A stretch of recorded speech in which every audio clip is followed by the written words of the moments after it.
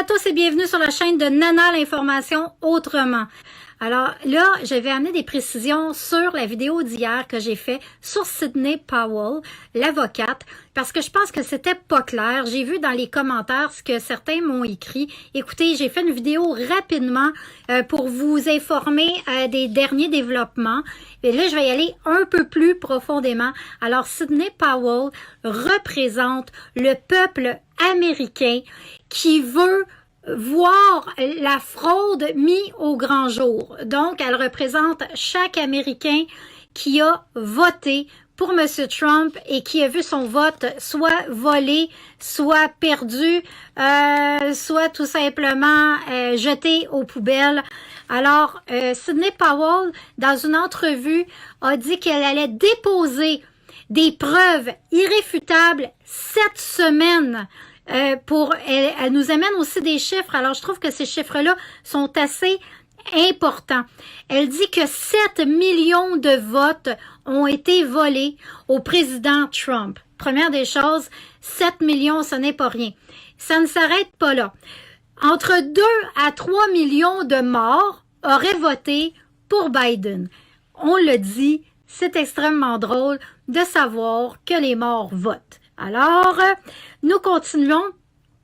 Il y a 10 millions de votes qui sont inexistants.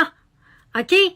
C'est des votes inventés. 10 millions. Alors, on expose la fraude cette semaine. Là-dessus, il va falloir que vous compreniez aussi les Français. Vous m'écoutez beaucoup.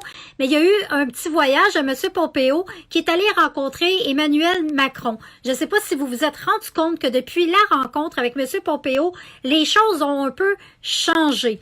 Dans le fond, le ton a changé. Et on parle de peut-être...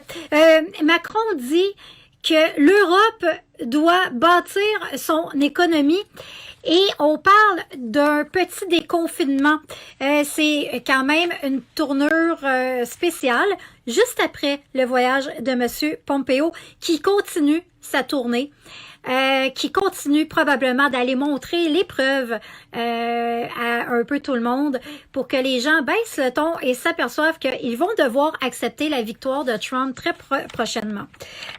Autre chose extrêmement intéressante que j'ai découverte, si vous allez taper dans votre moteur de recherche Antifa.com, vous tombez directement sur le site officiel de Biden et Harris. Alors, Biden ne dénonce pas leur violence, il les finance. Alors, quand on voit tout ça, on voit la corruption, on voit dans quelle machine on veut nous amener. Vous savez, tout ce qui est des Clinton. Les Clinton ont fait beaucoup d'accords internationaux et c'est pour ça qu'ils vont privilégier la Chine, ils vont privilégier d'autres pays pour les échanges, le commerce et tout ça, parce qu'ils ont des intérêts déjà eux-mêmes là-dedans et ce qui fait chuter l'économie américaine. Et on a vu que Donald Trump a fait tout le contraire en arrivant au pouvoir. Il a commencé à boycotter la Chine, à donner plus d'argent aux entrepreneurs américains et à dire aux gens, comme un peu Legault nous a fait croire ici, à dire aux gens d'acheter local, mais il a laissé l'économie ouverte. Petite parenthèse, quand M. Legault nous dit acheter local, puis qu'il n'y a rien de local qui est ouvert, laissez-moi bien rigoler. Vous voyez les incohérences dans lesquelles nous sommes plongés. Le peuple est canadien, québécois. On vit des heures noires. Et oui, le fait que M. Trump puisse démontrer la fraude électorale et être à nouveau élu, au niveau collatéral, ça ferait de nous des gens en meilleure santé économique parce que on est dans un accord de libre-échange et si vous n'aviez pas encore compris, j'en parle tout le temps, on est les voisins des États-Unis, voisins directs. Oui, Donald Trump a taxé le Canada sur certaines choses pour faire en sorte que l'économie américaine puisse prendre le dessus. Ce que nous, au Canada, on ne fait jamais. Hein? On encourage les Costco de ce monde, on encourage tout ce qui est chinois, puis toutes les petites entreprises locales sont fermées et font faillite et on ne les aide même pas. Les aides n'arrivent pas. Les petits commerçants, les bars, les restaurants, c'est tout en train de fermer. Alors que toutes les entreprises mondialistes sont en train de prendre un essor incroyable, prendre la part du marché. Et je vous en avais parlé dans une vidéo sur la loi 37. La loi 37 qui, au Québec, nous amène à tout centraliser les achats. Donc, on y est là, on y est vraiment. Alors voilà, je crois que j'ai fait le tour pour mes mises au point sur la campagne de salissage de Biden et la campagne antifraude de Trump. Alors, ne vous inquiétez pas, Sidney Powell n'en a pas fini. Quand je dis qu'elle est beaucoup plus libre maintenant, vous savez, en disant qu'elle représente le peuple et non pas le parti de Donald Trump ou juste Donald Trump. Elle représente des millions d'électeurs. Alors, ce n'est plus la même chose. Et elle nous amène quand même des chiffres assez éloquents. Et je vous rappelle, elle dit que Donald Trump aurait remporté par une très forte majorité, donc à peu près 80% des votes.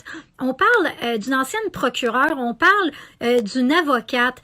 Les avocats, sachez une chose, n'apportent jamais, ne vont jamais dire de choses sans avoir la preuve de la chose. Donc, si elle avance ces choses-là, c'est qu'elle sait qu'en les déposant en cours, elle va gagner, elle va démontrer, elle a le fardeau de la preuve. Et quand on comprend le système juridique, on se dit, mais elle ne peut pas parler comme ça si elle ne peut pas le prouver.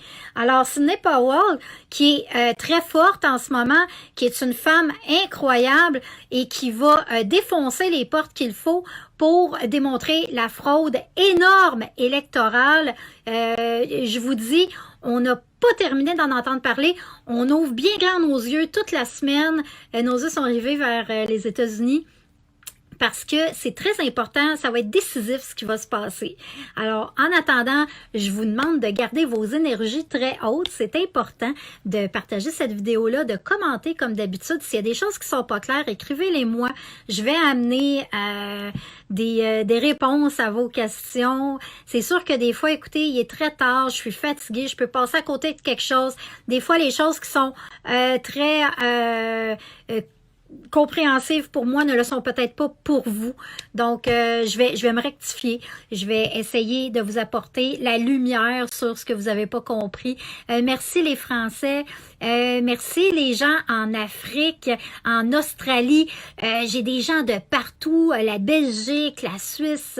J'ai énormément de gens qui me suivent sur Nana l'information autrement sur YouTube. Ça me donne beaucoup d'énergie pour continuer. Et puis, voilà, c'est un travail d'équipe tout ça.